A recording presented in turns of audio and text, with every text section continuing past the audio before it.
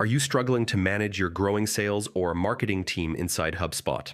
Imagine if you could organize your users, assign responsibilities, and streamline collaboration effortlessly. In this full 2025 guide, I'll show you exactly how to create and use HubSpot teams so you can manage your people and processes like a pro.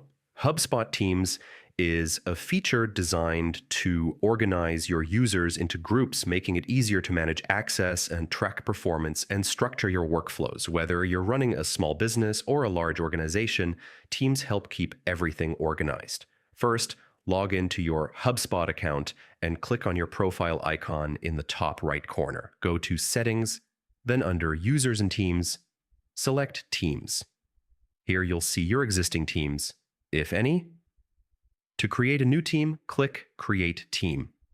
Give your team a clear, descriptive name like Sales, North Region, or Marketing Content Team. Optionally, you can add a parent team if you want to create a hierarchy. This is especially useful for larger organizations with multiple departments. Next, assign users to the team. Simply select the members you want, and HubSpot will automatically associate their activities and permissions with this team.